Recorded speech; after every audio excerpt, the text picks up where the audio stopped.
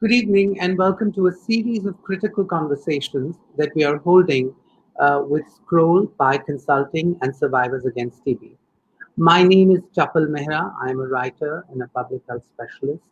And today we are going to be discussing women and economics in this pandemic. Before I introduce my guest, let me give a brief introduction to why we are discussing this topic. In any crisis, it is women, sexual minorities, children, and other vulnerable populations that are the worst affected. In India today, during this lockdown and this economic slowdown, we often forget that thousands and millions of women entrepreneurs are the ones that keep communities and their homes running, send children to school, ensure that their families get health care, and also ensure the sustainability of the economic and social paradigms that this country is based on. We also often forget that these women are often the most vulnerable, both within their homes and in the informal economy, where they often work on loans, they often work on through small self-help groups, run small enterprises that also employ other women. So today, before I introduce my guest, it's an important issue to consider about how women and the economics that they are associated with are impacted in this lockdown. We will try and hold this conversational bilingually, both in Hindi and English. So आज जो हम बातचीत करेंगे वो महिलाएं और उनके ऊपर इस कोरोना वायरस महामारी के दौरान होते हुए जो उनके ऊपर इम्पैक्ट है या जो उनके ऊपर नुकसान हो रहा है उनके काम पे, उनकी आर्थिक परिस्थितियों पे, उसके बारे में बातचीत करेंगे। क्योंकि हम ये सब जानते हैं कि जब कोई भी विपदा, कोई भी तरह की क्राइसिस होती है, किसी तरह का भी कोई बड़ी मुसीबत आती है, तो उसमें हमारे माशरे में और हमारी सोसाइटी में सबसे ज़्यादा इम्पैक्ट जो होता है, वो महिलाओं पे होता है, बच्चों पे होता है और कई तरह की जो वल्नरेबल पॉपुलेशंस हैं, उन पे होता है।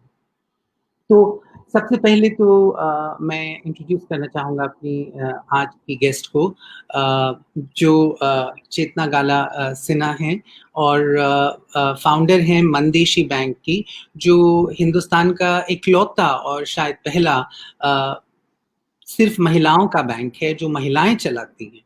So Chetna, welcome so much to this program and thank you for making time. Namaste. Namaste. I want to ask you this, Chetna, because Mandeshi is a unique story. It is a story that has inspired millions of women across the world, actually, that it is possible.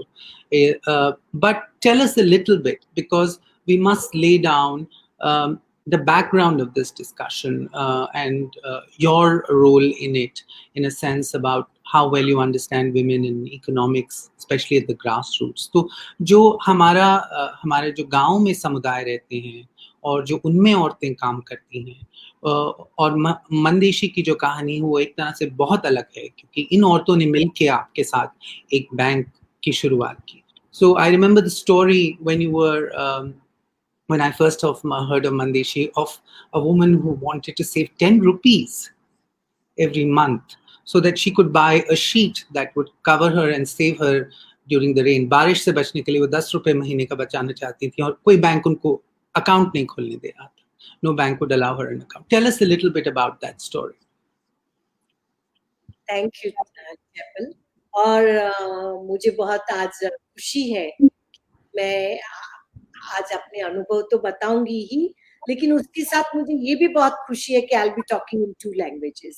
मुझे हमेशा ये मैं मौका देखती हूँ कि whenever it is possible, how I mean Hindi में बात करने का बहुत मन होता है. So मैं बहुत आभारी हूँ कि मैं दोनों भाषा में बात करूंगी. और ये सही तो actually I was born and raised in Mumbai. And I never thought कि मैं कभी बैंक शुरू करूंगी, और कभी ऐसे दिमाग में भी नहीं था कि दूर दूर तक. लेकिन हुआ ये कि जब मैं मुंबई में यूनिवर्सिटी में पढ़ाई कर रही थी, तो मैं जयप्रकाश नारायण जी से मिली, जो गांधीयन नेता थे, और जो इमरजेंसी के खिलाफ काम कर रहे थे, लेकिन उसके बाद भी, यानी सत्ता परिवर्तन के बाद भी, after changing the government, going to universities to meet youth, और इन यंग बच्चों से बात करते वक्त वो कहते थे कि गांव में जाना चाहिए, youth should work in the villages. With this passion, I decided that I'll be working in rural areas, where I met my husband Vijay, who is a farmer, not highly educated, but he could pull the crowd. And so in passion of love, I decided that I'll leave Mumbai and I'll work in his village, which is in Maswad in Maharashtra. And it's a very remote village where I started working there from 1996. And while working there, I met a woman named Kamtabai. Now, this lady, her business is of sharpening beads. She sharpens the tools which are used for agriculture. जो खेती में औजार लगते हैं, जो अलग अलग, तो उसको वो धार देने का काम करती थी. और कांताबाई वो रास्ते पे बिजनेस करती थी. She was a street vendor. और वो मेरे पास आई और उसने कहा कि मैं 2 बैंक्स में जाके आई, मैं रास्ते पे मेरे परिवार के साथ रहती हूँ, वही मेरा बिजनेस चलाती हूँ, और मुझे पैसा बचाना है क्योंकि मेरे बच्चे छोटे हैं. अगर बारिश आएगी, बहुत गर्मी होगा, तो मुझे शेल्टर के लिए टारपोलिन शीट खरीदनी है. और I want to save daily 10 rupees a day, 7 rupees a day. तो मुझे लगा कि कांताबाई कोई पैसा नहीं मांग रही है, वो कह रही है मुझे बचत करने का मौका चाहिए, और ये उसका आर्टिकल है. She has all the right to ask for that. So I said, why don't you go to the banks? Because banks will open this account. And she said that banks are not ready to open the account. So I went with Kantabai to two different banks to get her account open. But those banks said that she's not an affordable client for us because she wants to save daily 10 rupees, daily 7 rupees. And I thought, she's not asking for loan, she's not asking for any grant, and she has all the right to do that. And so I thought that if banks are not opening the account, why not start a women's bank like for Kantabai, women like Kantabai. Now, when I decided and I said that, okay, we'll apply for the banking license, I also want to say that this is the first rural women's bank which has been managed and started by women collectively.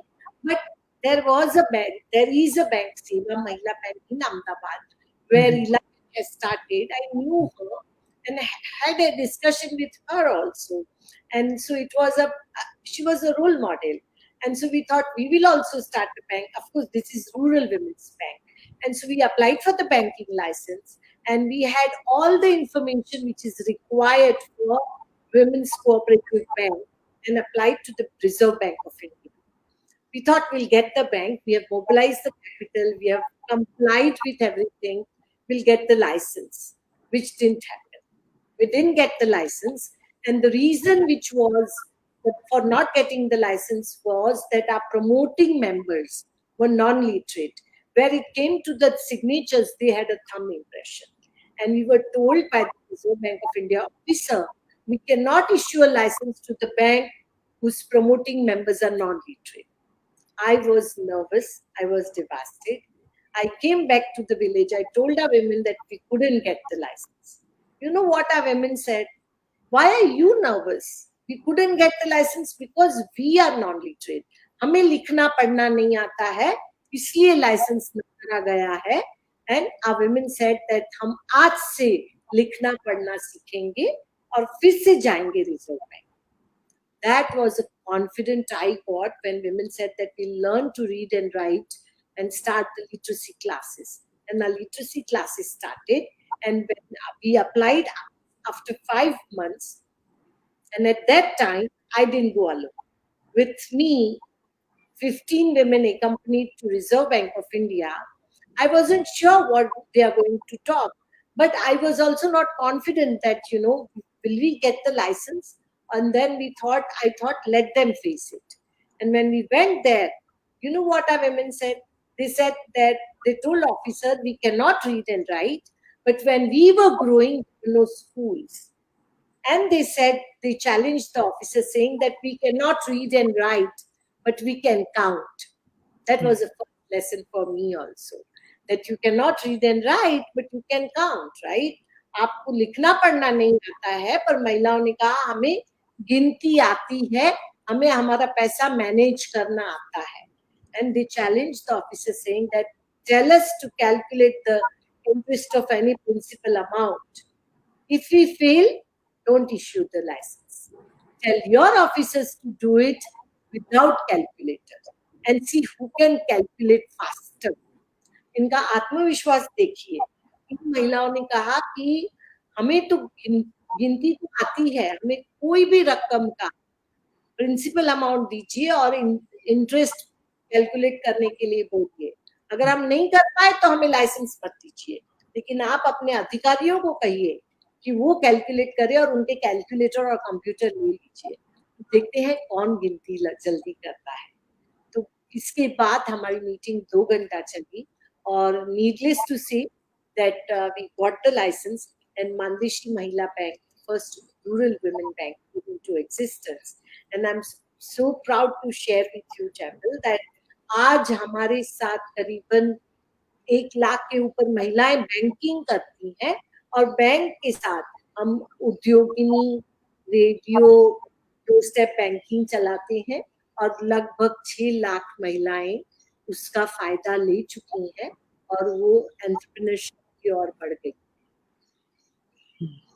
ये तो आपने, thank you so much, आपने ये share किया हमारे साथ. ये कहानी शायद करोड़ों महिलाओं को साहस देती है और इंस्पिरेशन भी देती है. It's an inspiring story. But now with this pandemic, you are currently in Mhaswad where the bank is based. वहाँ के जो आपके महिला समुदाय हैं उनके ऊपर इस वक्त इस इकोनॉमिक स्लोडाउन का और इस एक तरह से आर्थिक व्यवसाय तो बंद सा हो गया है, economic activity is almost shut. What is the impact on the ground for these women right now? उनके ऊपर क्या असर पड़ रहा है? सबसे पहले तो हाँ, अभी तो गांव-गांव में कोविड फैल चुका है और इतना ही नहीं, पर जो सुविधाएं हैं हॉस्पिटल्स में वो भी इतनी कम है कि उससे संघर्ष करना, उससे जूझना ये भी बहुत मुश्किल हो गया है. और ऐसी स्थिति में जो घर हैं जहां उनकी महिलाओं को सारा आर्थिक दबाव है कि कमाना है, तो उन महिलाओं के तो बिजनेस भी चले गए. इतना ही नहीं, जब 23 मार्च को जब लॉकडाउन हुआ तो बहुत सारे लोग जो शहरों में कमाने के लिए गए हैं मुंबई से, हमारे यहाँ तो बहुत लोग मुंबई से वापस चले आए और उन्होंने यहाँ जो थोड़ी बहुत खेती है वो खेती करना उन्होंने शुरू किया. और मैं आपको एक उदाहरण देती हूँ कि हमारे यहाँ एक केसकर करके महिला है, वो एक्चुअली खुद छोटा सा अपना टेलरिंग का बिजनेस करती थी और उसके पास तो कोई अभी कोई आएगा भी नहीं, कोई बिजनेस भी नहीं चल रहा है. तो उसने ये सोचा कि छोटे गांव में तो शुरू में जब ये महामारी फैली तो गांव-गांव में तो मास्क भी नहीं थे, तो उन्होंने सोचा, हमारी बहुत सारी महिलाओं ने, क्यों नहीं हम मास्क बनाए. और मुझे अभिमान है ये कहते हुए, मुझे बहुत अभिमान लगता है कि वो केसकर ने, उसकी दुकान तो बंद हो गई क्योंकि सब जगह लॉकडाउन है, लेकिन वो उसने रास्ते पे खड़े होके मास्क बेचना शुरू किया और पहले ही दिन उसकी 100 मास्क खप गए. उससे उसको ये आत्मविश्वास मिला कि चलो मेरा और कोई बिजनेस नहीं चल रहा है तो मैं मास्क बना के वो तो बेच सकती हूँ. तो महिलाएं जिनका काम, मतलब जिनको शाम को पता नहीं था, उनके पास काम तो पड़ा हुआ था, कपड़े थे, लेकिन शाम को खाने के लिए, खरीदने के लिए पैसे नहीं थे. काफी सारी महिलाओं का बिजनेस समझो खाना बनाना था, मिठाई बनानी है, तो उनका तो वो सब कुछ चला गया कि वो तो टिक नहीं सकता है और उनको फेंकना पड़ा, लेकिन शाम को उनके लिए खाना नहीं था. तो मैंने ये देखा ऐसे में कि जो महिलाएं केसकर जैसी हैं उन्होंने मास्क बनाना शुरू किया और जो महिलाएं जो कहाँ भी खेती थोड़ी भी हो तो वो सब्जी बनाना, सब्जी बेचना जो थोड़ी बहुत है उसमें लगे.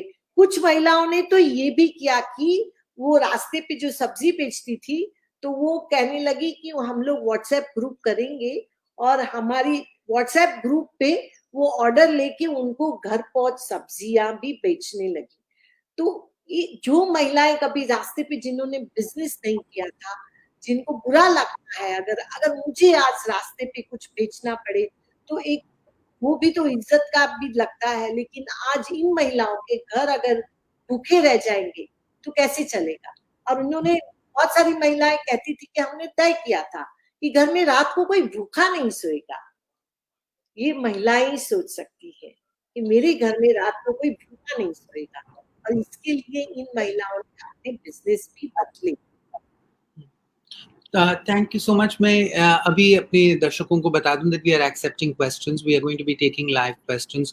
We usually get a lot of live questions. तो अगर आपके पास चेतना के लिए कोई सवाल है किसी परिस्थिति के बारे में, इस विषय के बारे में, या तो आप हमें हमारे ट्विटर, फेसबुक, इंस्टाग्राम कहीं पे भी पूछ सकते हैं और हम उनसे ये सवाल जरूर पूछेंगे।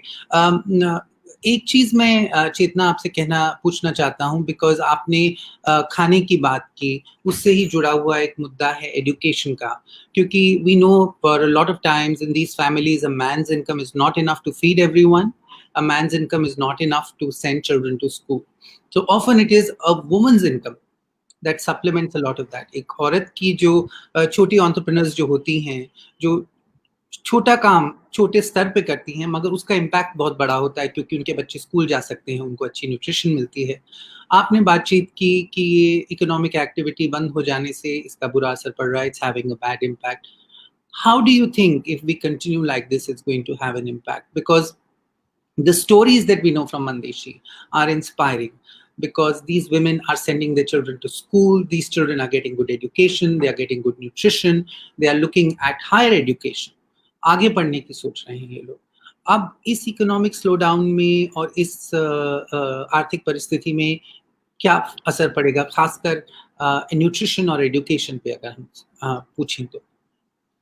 सबसे पहले तो मैं यही बताना चाहूंगी कि बहुत मतलब जब ये लॉकडाउन हुआ और सब बंद हो चुका और उसमें महिलाओं की कोई रोजगार भी नहीं रहे, तो ये सवाल हुआ कि ये जो महिलाएं, मतलब मुझे आपको ये उदाहरण देना है कि हमारी बैंक में एक महिला आई और उन्होंने कहा कि मेरी बेटी फार्मेसी में एडमिशन लिया है उसने, और उसके पास तो ऑनलाइन सीखने के लिए कोई टूल्स ही नहीं है। यानी आज तो अब आपको आगे पढ़ाई करनी है, और उसने कहा बहुत मेहनत करके पिछले साल मैंने एडमिशन दिलवाया है और अब मुझे नहीं पता है, वो ड्रॉप आउट हो जाएगी। उसने तो कोई ये शब्द नहीं इस्तेमाल किया, उन्होंने तो कहा मेरी बेटी को छोड़ना पड़ेगा। और हमें लगा कि ये तो बहुत ही मतलब जिनको इतना कष्ट करके उन्होंने पढ़ाया है, तो फिर हम लोगों ने ये तय किया कि सबके लिए तो लोन और इंटरेस्ट नहीं भर सकते हैं ना। Productive business, if you are running a productive business, you are earning something, you take a loan, you repay the loan, you pay the interest. But when it comes to education, that is very challenging, that how are you going to do it? Then what we thought is that for these small things, they are not small, either they want to buy a mobile cell phone or they want to buy a laptop, we set up a revolving fund so that these women can access the loans to get these things। तो शिक्षण में, और मैं ये कहना चाहती हूँ कि सबसे जरूरी ये हो गया है कि हमारे बच्चों के पास ऑनलाइन शिक्षण लेने की सुविधा है क्या, जो हाई स्कूल और जो ग्रेजुएशन में उनके लिए। तो ये हमने शुरू किया हमारी महिलाओं ने, लेकिन मानदेशी से तो चलता नहीं है ना, सिर्फ सरकार को भी ये देखना पड़ेगा। और दूसरा मैं कहना चाहती हूँ कि जो छोटे बच्चे हैं, जिनको कोई स्क्रीन और लैपटॉप की जरूरत नहीं है, छोटा फीचर फोन भी हो, तो मानदेशी ने तो रेडियो चलाया, हमारी महिलाओं ने तो 2009 से हम लोग रेडियो चलाते हैं और काफी एक्सपर्ट हो चुके हैं। तो हमने रेडियो शाला हम लोगों ने 15 जून से शुरू कर दी, और ये रेडियो शाला रोज दिन में 2 घंटा चलती है। और उसकी विशेषता ये है कि उसमें टीचर्स तो आते ही हैं, पर जो 12वीं के स्टूडेंट्स हैं, क्योंकि रेडियो है, चेहरा नहीं दिखाई देता है, उसको इंटरेस्टिंग भी बनाना है, तो हम लोगों ने जो 12वीं के स्टूडेंट्स हैं वो 4थी के स्टूडेंट्स को सिखाते हैं। तो वो और अच्छे से इंटरेस्टिंग बना सकते हैं। तो रेडियो शाला भी शुरू कर दी है और मुझे अभिमान है सातारा की जिला परिषद और कलेक्टर ऑफिस के साथ मिलके हम काम कर रहे हैं ताकि रेडियो पे जो भी प्रोग्राम रेकॉर्ड हो वो सब गवर्नमेंट स्कूल्स में भी जा सके। तो ये भी लोग रेडियो शाला आपने बात की एजुकेशन की, मगर इससे एक और जो इस वक्त सबसे बड़ा मुद्दा है, सारे देश के सामने ही नहीं बट सारे विश्व के सामने, मगर खासकर हमारे गांव और छोटे शहरों में ये बहुत बड़ी इशू है कि भाई ये तो महामारी है और हमारी हेल्थ सर्विसेज इतनी अच्छी नहीं है। तो but we know from, and you're an economist yourself, you know that the single biggest reason for people to go into poverty is actually health, and the lack of access to health and the loans that families end up taking to get good health care. Now, how is this going to impact people's health care? And I want you to think of it at a rural and semi-rural level, but almost at a national level, if you think about it, because large parts of India are just small towns, small cities, and villages where healthcare is such a big issue. जहाँ पर, I mean, कोई आसानी तो नहीं है कि हमें health services आसानी से मिल जाएंगी। तो हमारी हेल्थ पे इसका इन इन फीमेल एंटरप्रेन्योर्स और इनके परिवारों पे क्या असर पड़ेगा? Will they be forced into debt? Will they be forced into, I mean, businesses खत्म हो रहे हैं तो कैसे आगे बढ़ेंगे? हेल्थ केयर कैसे एक्सेस करेंगे? देखिए, मैं आप जब मुझे ये कहते हैं ना तो मेरे दिमाग में चित्र आ रहा है कि हमारा जो एटीएम है वो हॉस्पिटल के आसपास है। हाँ? और हम लोगों ने देखा कि बहुत सारी महिलाएं रात को इस्तेमाल करते हैं वो पैसा निकालने के लिए, और हम ऐसे ही पूछते हैं कि किस लिए निकाल रहे हैं आप पैसा, तो वो बताती हैं कि लोगों को दवाई हॉस्पिटल का खर्चा देना है, ये जो बचा के रखा है पैसा वो उसके लिए देना है।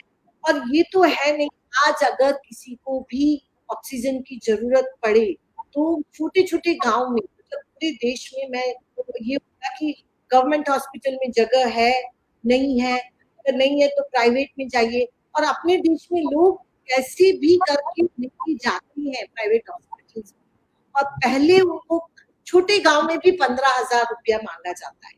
अब ये 15,000 कहाँ से लाएंगे? ये कहीं से तो आप कर्जा लेंगे, बैंकें भी तो देती है ना तुरंत, तो वो मनी लेंडर के पास तो जरूर जाएंगे और वो भी डेब्ट ट्रैप में आ ही जाएंगे। और इसलिए ये सवाल सिर्फ पैसे का भी नहीं है। दूसरा सबसे बड़ा सवाल है कि ये जो छोटी-छोटी हॉस्पिटल्स हैं पूरे देश में, हमारे देश में जो गाँव की हॉस्पिटल्स हैं, वो किस चीज़ के लिए इक्विप्ड है? ये मुझे अभी, मैं भी भूल गई थी, मैं एक्सपर्ट्स नहीं हूँ ना हेल्थ पे, हम लोग तो बैंकिंग चलाते हैं, लेकिन अभी हमें पता चला, अभी जब हमारे गाँव में बहुत बढ़ गया, तब हमें पता चला कि हमारे हॉस्पिटल्स डिलीवरी ठीक कर सकती हैं, फैमिली प्लानिंग ऑपरेशन कर सकती हैं, और अगर 50 बेड का ऑक्सीजन फैसिलिटी देनी है, नहीं है वो सुविधा। हॉस्पिटल्स में पैसा हो, इंफ्रास्ट्रक्चर हो, लेकिन वो सुविधा नहीं है, एमडी डॉक्टर नहीं है। ये तो सब न्यूज़ सब जगह आ रही है। तो मुझे सबसे बड़ा जो चुनौती दिख रही है कि ये है कि गाँव के लोगों को पूरे देश में, मुझे यहाँ ही नहीं, कि उनको बहुत इस महामारी से सिर्फ ये नहीं सामना मुझे करना है कि मेरे पास जब मेरी परिस्थिति खराब होगी तो मुझे हॉस्पिटल में मिलेगा या नहीं, पर मैं उस स्थिति में ही नहीं आऊँ कि मेरा ऑक्सीजन कम हो, यानी मुझे उससे पहले ही इतनी केयर लेनी है। अब हम लोगों को ये बोलते हैं कि आप पहले एक आजू-बाजू कोई केस आया तो पहले टेस्ट करवाइए, क्योंकि बहुत डिले होगा तो यहाँ ऑक्सीजन की सुविधा नहीं है। तो सबसे बड़ा मुझे लगता है कि ये चैलेंज है। और अभी जो हम सेंटर निकालना शुरू कर रहे हैं, तो हमने यही सोचा कि हमें कोई फैंसी सेंटर से जो एग्जिस्टिंग हॉस्पिटल है, जिसकी थोड़ी भी कैपेसिटी है, उसको ही बनाएं, ताकि आगे, मतलब मैं आगे का ऐसी सोच रही हूँ कि इस महामारी का सामना हमें इस तरीके से करना चाहिए कि कम से कम आगे हमें ये सीख के बाद ये तो करें कि हमारी कैसे हॉस्पिटल्स जो है गाँव की, सिर्फ फैमिली प्लानिंग के लिए नहीं, सिर्फ डिलीवरी के लिए नहीं, पर ये जो बीमारियां हैं, क्योंकि डायबिटीज की डिसीज हैं, हम सब आशा वर्कर्स के साथ काम करते हैं और हमें आशा वर्कर्स कहती हैं शुरू के दिनों में उनको डायबिटीज की गोलियां नहीं मिलती थी पेशेंट्स को देने के लिए। तो हमारी तो एक तरफ है, लेकिन ये जो बीमारी तो पूरे हमारे जैसे देश में तो गांव गांव में डायबिटीज आ गया है, तो वो सुविधा भी हमारे पास होनी चाहिए। तो खैर मैं ये कहना चाहती हूँ कि हम सेंटर खड़े करें या जो भी हेल्थ में काम करते हैं, मतलब मेरे लिए ये बहुत जरूरी बन गया समझने के लिए कि करना है काम तो इस तरीके से करना है कि ये मैं छोटा रिलीफ सेंटर नहीं चला रही, मेरे दिमाग आगे हेल्थ सिस्टम क्यों उन देश में, मतलब मुझे मुझे मैंने जो सुना है, मैं अगेन कहूंगी कि हेल्थ की एक्सपर्ट नहीं हूँ, फिर काफी सारे जो देश हैं जिन्होंने अच्छे से एड्रेस किया है, या भारत में जो राज्य हैं जिन्होंने अच्छे से एड्रेस किया, केरला में, तो हमें दिखता है कि उनकी बेसिकली हेल्थ सिस्टम्स अच्छी थी, हॉस्पिटल्स अच्छी सुविधा, उसमें अच्छी सुविधाएं थी, अच्छी व्यवस्था थी। हमारे पास तो डॉक्टर और नर्सेस भी नहीं, मतलब आज हम सातारा में केरला से नर्सेस आ रही क्यों? तो बट ये क्या सर, हुआ? हाँ, नहीं आप बताइए। नहीं, ये जो आप बोल रही थी एक्चुअली उसी से रिलेटेड एक सवाल भी आया है हमारे पास, इसीलिए मैं आपसे पूछना चाह रहा था, क्योंकि ये वेंकटेश हैं जो पूछ रहे हैं कि क्या ये जरूरी है, do you think as a part of school courses we need to have courses on nursing, mental health as part of the schooling, as we can't always have people of the health industry during this pandemic. But I think this points to a larger question जो आप अभी सवाल raise कर रही थी कि हमारे health systems की प्रिपेयर्डनेस क्या है, बिकॉज जो हमारा पैरामेडिकल स्टाफ भी होता है हम उनकी स्किल डेवलपमेंट तो करते नहीं हैं, तो वो कहाँ से एकदम, जैसे आपने कहा वो डिलीवरी अच्छी कर सकते हैं, वो एक दो और चीजें अच्छी कर सकते हैं, मगर उसके आगे हेल्थ सिस्टम की कैपेसिटी कि वो किसी और चीज, महामारी तो बहुत बड़ी बात है, किसी और बीमारी का सामना करने में आपकी मदद कर सकें, वो बहुत लिमिटेड है, आपको किसी शहर ही जाना पड़ेगा।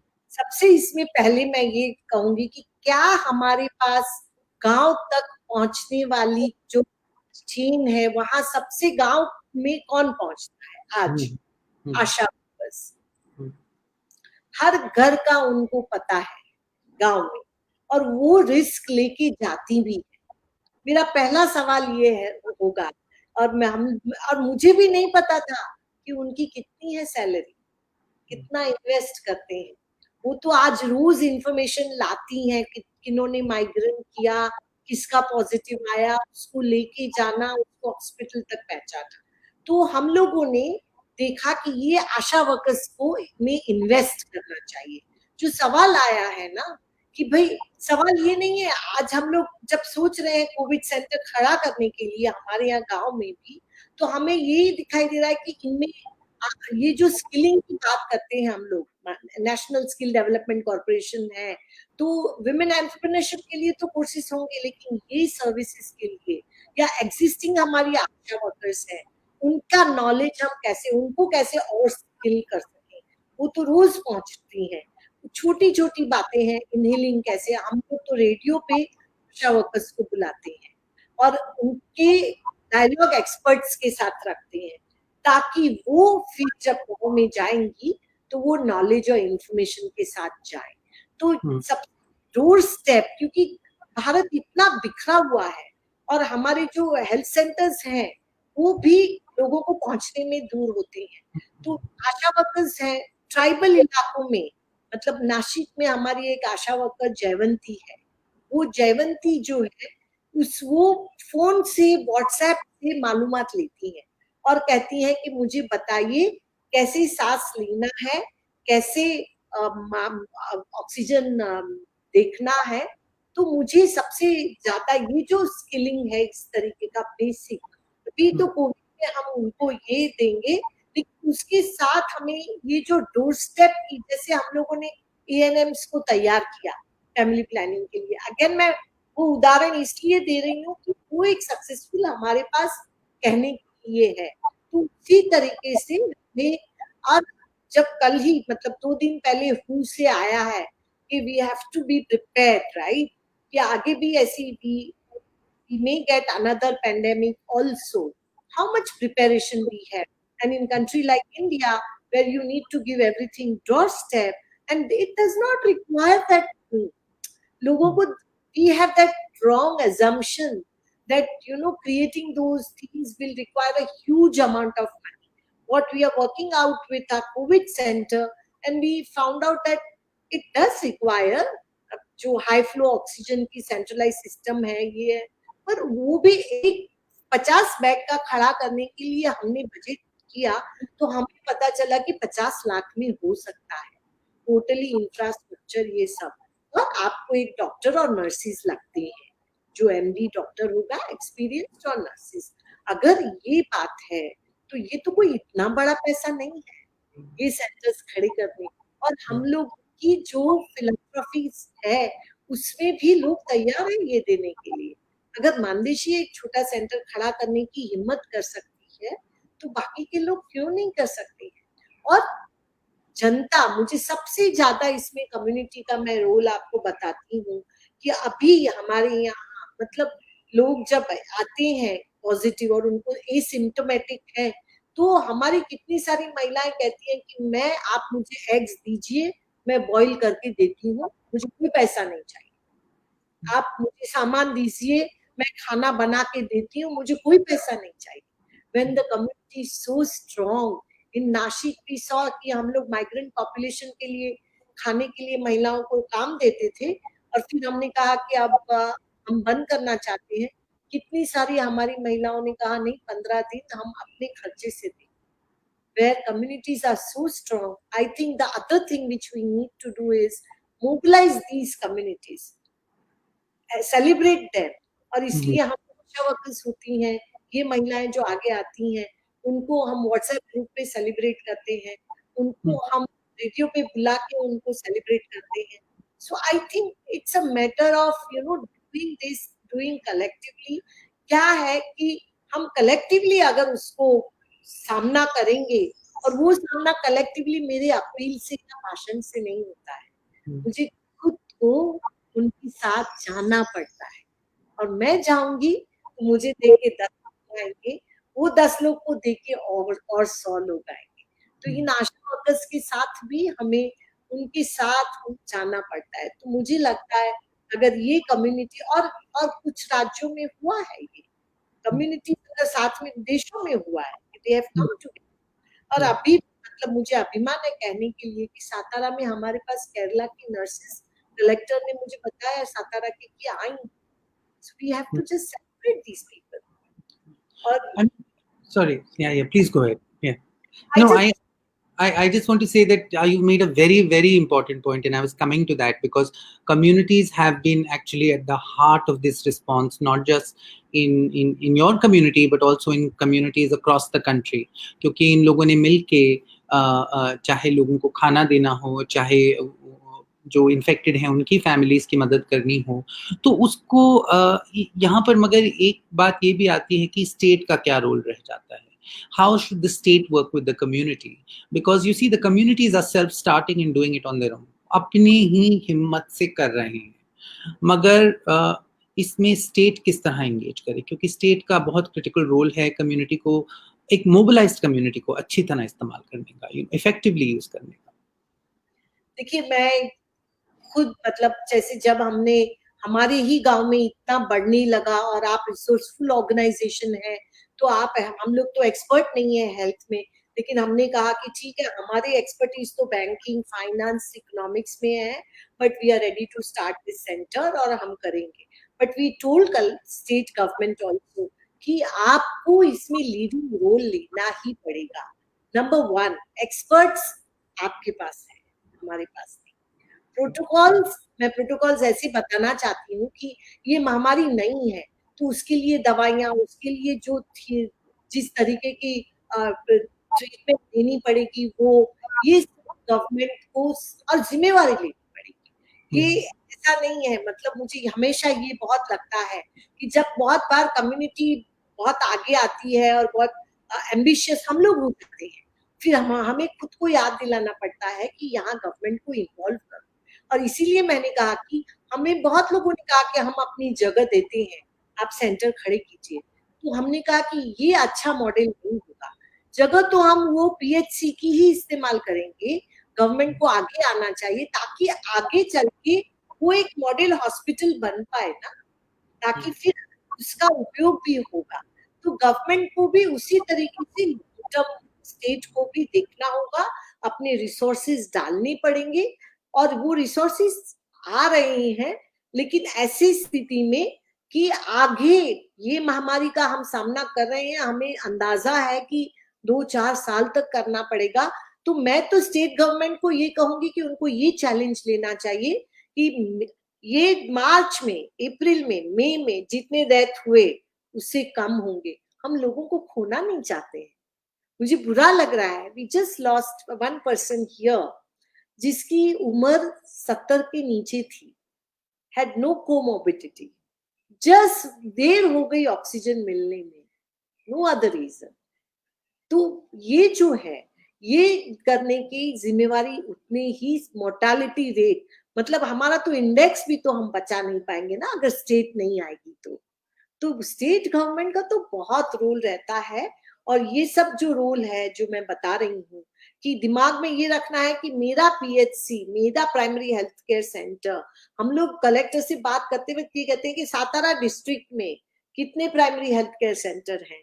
हम ये एम्बिशन रखें कि पूरे डिस्ट्रिक्ट में जितने भी हेल्थ केयर सेंटर हैं, ये महामारी के साथ जो सामना करें वो एक अच्छे से अच्छा चलाएं।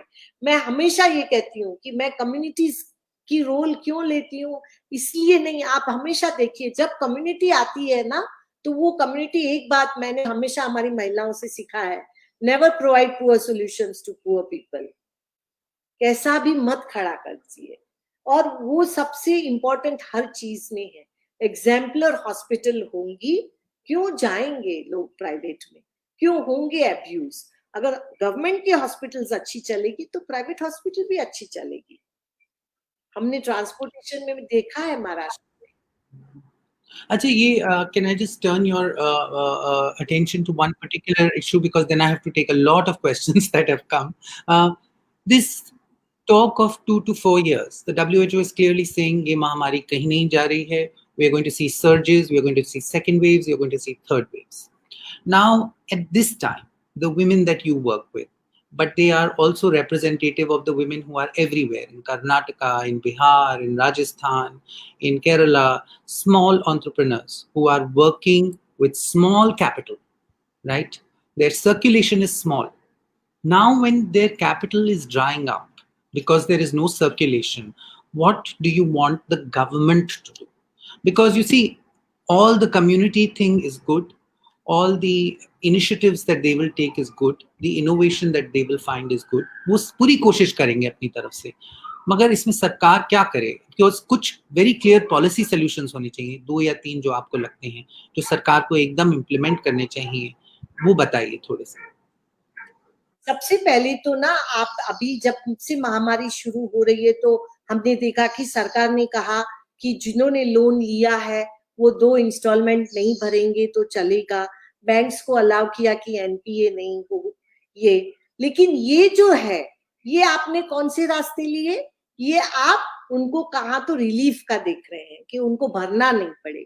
लेकिन जो आप सबसे इंपॉर्टेंट बात कह रहे हैं कि कैपिटल इन्फ्यूज कीजिए, कैपिटल इन्फ्यूज कीजिए, लिक्विडिटी इन्फ्यूज कीजिए। मैं ये भाषा थोड़ी सादी कहती हूँ कि मुझे छोटा बिजनेस करना है, मुझे तो कैपिटल चाहिए। अगर मैं सब्जी का बिजनेस करना चाहती हूँ तो मुझे कम से कम 5,000 10,000 रुपया तो लगेगा। और वो उसके लिए क्या करे सरकार?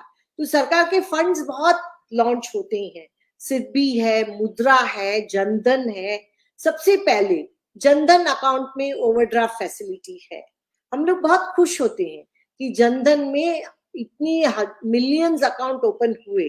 लेकिन मेरे दिमाग में ये सवाल होता है कि अगर मैं एक गरीब महिला हूं, मुझे जनधन से फायदा होगा तो कब होगा? जब उसमें मुझे ओवरड्राफ्ट फैसिलिटी मिलेगी।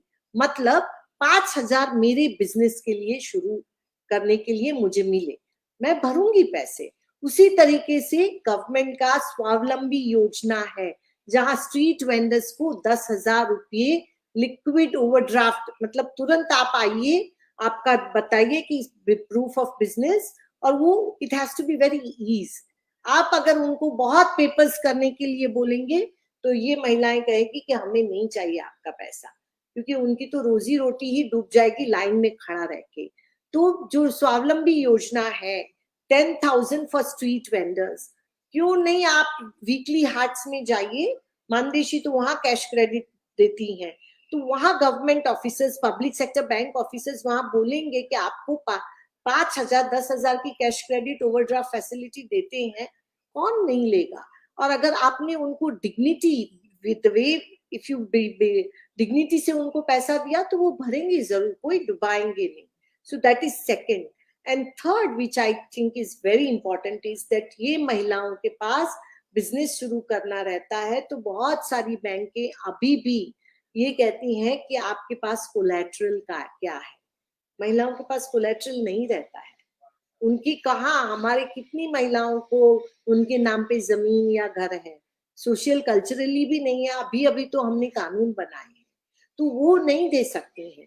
लेकिन वो बहुत सारी महिलाएं ये कहती हैं कि क्या हम भाग जाने वाले हैं। औरतें अपने बच्चों को छोड़ के कहीं नहीं भागती हैं। वो बिजनेस में ऐसे केसेस मैंने बैंकिंग में बहुत देखे हैं कि बिजनेस में मेरा दिवाला निकल गया, मैं घर से भाग गया। महिलाएं नहीं भागती हैं, वो उसको फिक्स करती हैं। तो मुझे सबसे ज्यादा जरूरी ये लगता है कि गारंटी फंड खड़ा कीजिए गवर्नमेंट को, ताकि वो गारंटी ले कि ये महिलाएं भरेंगी। और हमने बड़े कॉर्पोरेट कारखानों में ये गारंटी फंड दिए हुए हैं, पूरे शुगर फैक्ट्रीज को दिए हुए हैं, डेयरीज को दिए हुए हैं। तो इन महिलाओं को छोटे बिजनेस के लिए गारंटी फंड क्यों नहीं देंगी। गारंटी फंड देंगे तो बैंक जरूर उनको पैसा देगी। मुझे आपका आवाज नहीं आ रहा है। Sorry sorry, apologise, I was on mute. हमें ये एक सवाल पूछा जा रहा है, वो पूछ रहे हैं कि we often ignore top corporates when they go bankrupt, but we put a lot of pressure on small entrepreneurs when they are unable to pay back. How exactly do these how does this economics and the laws work? Why are they not same for everyone? I think it's a provocative question, मगर बड़ा जरूरी सवाल है, तो थोड़ा सा संक्षेप में अगर आप इसके बारे में एक मिनट बोलें तो I think it'll be very useful to discuss this, particularly in the view of women, you know, because because we reliable lenders in a sense. मतलब मैंने यही सवाल भी पहले ही कहा कि मेरे बिजनेस का सबसे पहले हमारे पास एक महिला आई, मैं बहुत छोटे में बताना चाहती हूँ कि उसकी रीपेमेंट लोन की नहीं हो पा रही थी।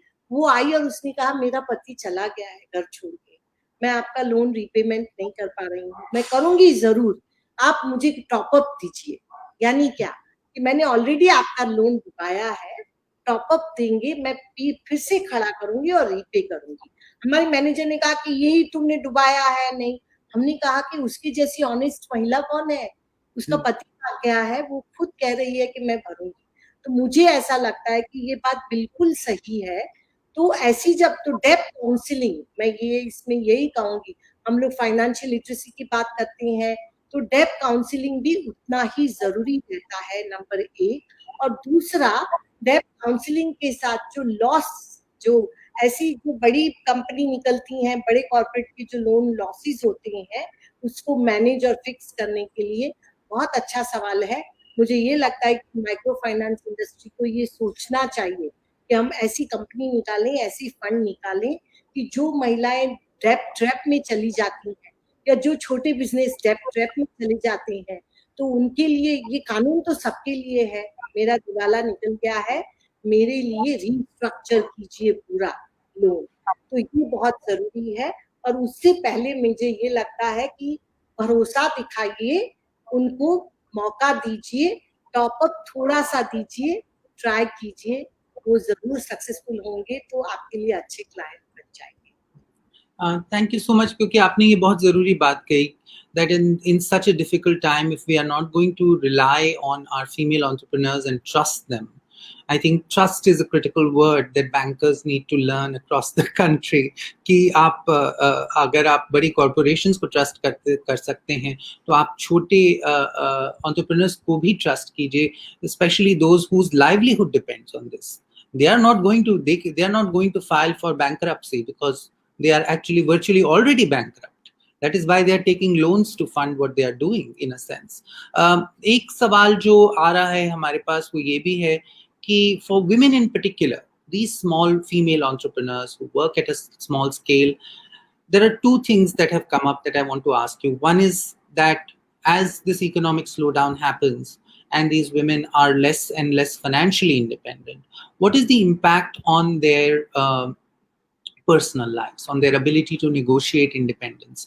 उनका जो आत्मनिर्भरता है जिसकी आज हम इस समाज में और हमारे देश में बड़ी बात कर रहे हैं, मगर जो महिलाओं की आत्मनिर्भरता है, उनकी इंडिपेंडेंस जो है, सेल्फ रिलायंस जो है, जो इस वक्त काफी इफेक्ट हो रही है, how is it going to be impacting their position in families and communities? Because a woman who makes money, calls the shots, is also a woman who is able to make many independent decisions for her well-being and also for the well-being of the family. तो अगर संक्षेप में थोड़ा सा इसके बारे में कुछ कहें. जरूर. मैंने बैंक चालू करने से एक बात महिलाओं से सीखी, और ये कि एक्सेस टू बैंकिंग नहीं, कंट्रोल ऑन फाइनेंस. और वो हमेशा ये कहती हैं कि आप बैंकिंग की सुविधा देंगी उससे नहीं होगा, आप ऐसे प्रोडक्ट डिजाइन कीजिए कि हम वो लेंगे. जैसे हम लोग मानदेशी बैंक देती है, बकरी के लिए लोन देती है, भैंस के लिए लोन देती है, लेकिन डेयरी के लिए नहीं देती है. क्यों? क्योंकि हमारी महिलाएं कहती हैं कि अगर आप डेयरी के लिए देंगी तो उसके जो पैसा है वो मेरे पति के अकाउंट में जाएगा, लेकिन अगर मैं बकरी के लिए लूंगी, डेयरी के लिए लूंगी, भैंस के लिए लूंगी, मैं दूध बेचूंगी, मेरा पैसा मेरे खाते में आएगा. और मैं यहाँ छोटा सा उदाहरण देना चाहती हूँ मनीषा का. वो आज भैंस का दूध का बिजनेस करती है. वो गांव में है, छोटे से, मतलब वहाँ इंटरनेट है, पर वहाँ बस दिन में एक ही जाती है, लेकिन वो दूध बेचती है. और हम लोगों ने एक ऐप किया है, वो ऐप से जुड़ गई है, अकाउंटिंग ऐप से. उससे वो बिल बेचती है और अपने क्लाइंट को बोलती है कि मुझे डिजिटली मनी भेजिए. एक भैंस चराने वाली महिला, वो उसके पास स्मार्टफोन है, वो डिजिटली अपना पैसा लेती है. तो ये पोटेंशियल है इन महिलाओं में. तो अगर उनके पास पैसा रहेगा उनके नियंत्रण में, तो वो कहाँ खर्च करेगी? वो अपने ही बेटी के लिए ऑनलाइन एजुकेशन के लिए मोबाइल खरीदेगी, वो एजुकेशन में खर्च करेगी, वो घर के अंदर बीमारी के लिए खर्च करेगी. वो और महिलाएं कहती हैं कि हम लोग टू व्हीलर नहीं खरीदेंगे. हमारे गांव में एक महिलाएं सबका ये कहते हैं कि अगर हमें पैसा मिलेगा तो मेरी बेटी, मेरा बेटा शिक्षण लेगा, एजुकेशन लेगा. मेरे पति को पैसा मिलेगा तो वो टू व्हीलर खरीदेगा और गाँव में. सो ये फर्क है. तो महिलाओं के हाथ में और उनके नियंत्रण में पैसा आना चाहिए, और ये हर सरकारी स्कीम को भी समझना चाहिए. ये मेरी टीचर्स रही हैं, आपकी भी टीचर्स रही. ये we are in the last 10 minutes and we've got a few more questions, तो मैं आपसे जल्दी पूछ लूंगा क्योंकि सवाल ज्यादा हैं और वक्त कम है. This is from Anuj Jain who's saying, can you please share a few thoughts on how this time may be an opportunity to strengthen rural and small town economies in the region where women's banks are operating, especially where agri-produce but also other local products and services are being utilized. I mean, I think this is a very important, ये बहुत जरूरी सवाल है, because this आपने कुछ हद तक इसका जवाब दिया है थोड़ी देर पहले, but I think if you could share some more thoughts on it briefly, that would be very helpful.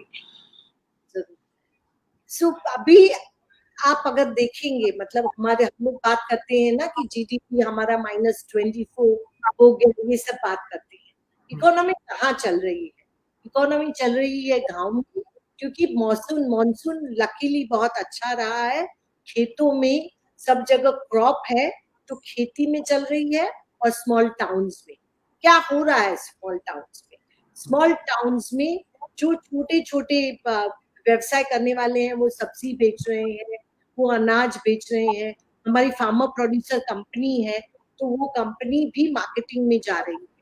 और दूसरा जो है कि जो गांव में जो चीजें बनती हैं, मैं आपको मास्क का उदाहरण देती हूँ कि हमारी 500 महिलाएं मास्क बनाती हैं, दिन के हजारों मास्क बनते हैं, लेकिन कोई बड़ा कारखाना नहीं है। हमारी उसमें से 15 महिलाएं मास्टर ट्रेनर है, वर्चुअली ट्रेनिंग देती हैं और ये मास्क बनते हैं, बेचे जाते हैं। उसी तरीके से अभी जैसे अभी फेस्टिवल आएगा तो लोग बहुत कुछ खरीदेंगे। गणपति का फेस्टिवल आया तो हमारी महिलाओं ने गांव में गणेश भी बनाए और वो बेचे, कोई बड़ी इंडस्ट्री नहीं। तो ये छोटे छोटे उद्योग है, ये छोटे छोटे टाउन्स में बन रहे हैं। इसमें दो बातें जरूरी है।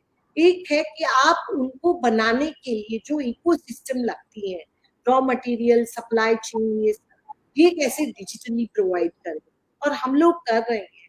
और माइक्रोसॉफ्ट जैसे, व्हाट्सएप जैसे जो है, उनके टूल्स भी आए हैं, कार्यशाला वगैरह, तो उससे अब महिलाओं को पता है, वो करती हैं। तो इन टाउन्स में हम लोग मिट्टी के जो भी बर्तन बनाते हैं उनसे भी ये, और वो स्किलिंग भी उतनी ही वर्चुअली आपको कोर्स तैयार करते हैं।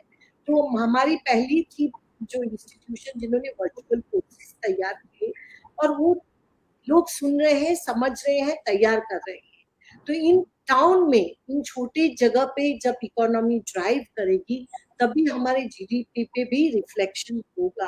तो महिलाएं तो तैयार हैं, वो सीख रही हैं, वो बना भी रही हैं। और सबसे बड़ा मतलब अभी जैसे छोटे छोटे गांव में हमारी अंजना भीसे करके है, वो बूम्स बनाती है। उन्होंने अभी वड़ा पाव और भेल का शुरू किया बिजनेस। क्यों? क्योंकि मुंबई के लोग आए हैं, उनको खाने की लगेगा।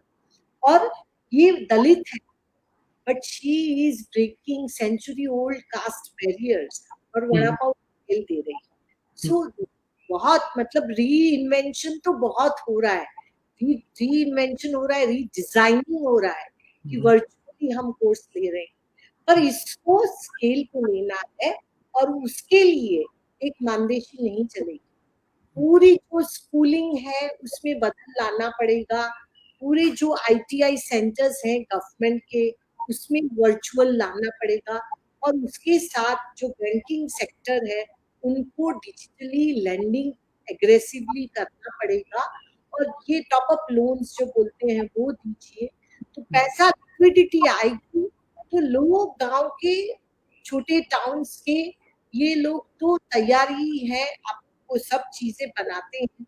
अभी नवरात्रि का शुरू होगा, दिवाली का फेस्टिवल है, तो मोती की रंगोली महिलाएं हमारी तैयार है बना के बेचने के। तो ये सब के छोटे बिजनेसेस हैं, वो पूरी मार्केटिंग के लिए तैयार है। डिजिटल मार्केटिंग शुरू करना पड़ेगा ताकि लोग वर्चुअली बाइंग और सेलिंग भी कर सके। वो भी हम लोग उस तैयारी के साथ बैठे हैं। पर इसको नेशनल लेवल पे लाने के लिए पॉलिसी मेकर्स, कम्युनिटीज को आना है। ये बहुत जरूरी बात है, and I think I can't stress this enough because we've discussed a lot in context of Mandeshi, but in a sense Mandeshi is a representative of rural women across the country because these problems are across the country. ये सिर्फ मासवाड़ में या महाराष्ट्र में नहीं हो रहा है. This happens in Karnataka, this happens in Rajasthan, this happens in UP, it happens in Bihar. We have the last 3 minutes, so I do want to say a couple of things that Chetna has mentioned, which is the need for political stakeholders to also focus on this and bring this to scale, because ये बहुत ज़रूरी है कि हम जहाँ ये innovation देख रहे हैं उसको scale पे करें, because nobody understands poverty better than the poor and the marginalized, and they will be the number one people to fight it. You know, you just need to understand what they need and respond. उनको किस चीज़ की ज़रूरत है, खासकर जो हमारी female entrepreneurs हैं, अगर हम उनकी बात सुने और समझें तो वो खुद ही डिज़ाइन करती हैं अपने प्रोडक्ट्स। वो आपको समझा देंगी कि आपको क्या करना है और क्या नहीं। इसमें कोई बहुत बड़ी रिसर्च करने की ज़रूरत नहीं पड़ती है। ये लास्ट सवाल जो मैं आपसे पूछना चाह रहा हूँ क्योंकि हमारे पास आया है, which is the impact on the mental health of women. Now these women, and I'm again using the Mandeshi example, but there are so many in Rajasthan. There are the Seva women in Gujarat. There are Seva women in UP who have done incredible work with crafts and have become self-reliant, independent. Now, what is the impact that we are going to see? Because we were seeing a movement, in a sense, of women, right? What is going to be the impact on their mental health? Because in a sense, mental health is what keeps them going. Everything else is stacked against them. Patriarchy है, जो इनके घूमने फिरने पे restrictions हैं, तो कैसे अब इस mental health का question हम किस तरह देखेंगे? थोड़ा संक्षेप में बताइएगा. मैं सबसे मैंने ना अभी सब जगह देखती हूँ कि बच्चियों की शादी बहुत हो रही है. मेरे दिमाग में सवाल आता है कि कोविड में शादियां क्यों कर रहे हैं? आपको पता है, गांव के लोगों को ये डर है कि बच्चियां घर में बैठेंगी तो कुछ और हो जाएगा. मैंने और इसीलिए जल्दी जल्दी शादी कर दो.